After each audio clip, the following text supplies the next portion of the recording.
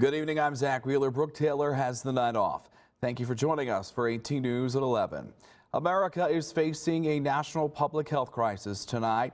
Each day, 20 of our veterans die by suicide, totaling more than 7,300 deaths per year.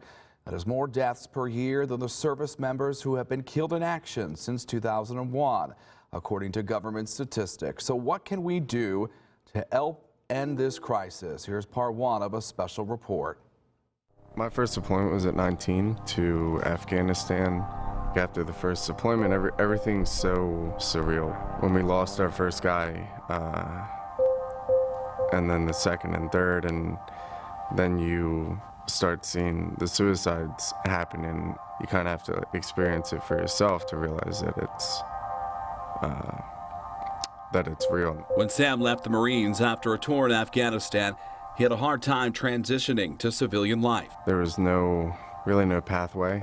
You kind of get out and that's it, and you gotta really figure out what you want to do. One day you're totally fine with what you're doing and the choices you're making. The next day you're not. It's that mix of like depression, anxiety, anger, the unwillingness to kind of keep going. Sam's story is not uncommon among America's heroes returning from war. They put their lives on the line to protect our great nation and the democratic freedoms we enjoy. But a public health crisis is now facing this nation, and our veterans need us now more than ever. Suicide's the 10th leading cause of death in our country overall. And when we're looking at veteran-specific numbers, we're losing about 20 veterans a day. Jennifer Haggerty is the suicide prevention coordinator for the Bath VA. She's on a mission to help break down the stigma of suicide in our community and save lives. You know, I think that suicide is a very personal, complex issue. It looks different for everyone. Out of the 20 veterans that we're losing a day, only 6 are linked with VA healthcare. So that means there's 14 veterans in our community who are not getting VA-specific care that we're losing a day, which is why it is so important that we raise awareness and move forward with this public health approach. Haggerty is working with all sorts of groups within our community with high veteran populations, making sure they know the signs and red flags of suicide. So not everyone that exhibits those warning signs are suicidal, but they can be. And it's important to recognize that no one is immune.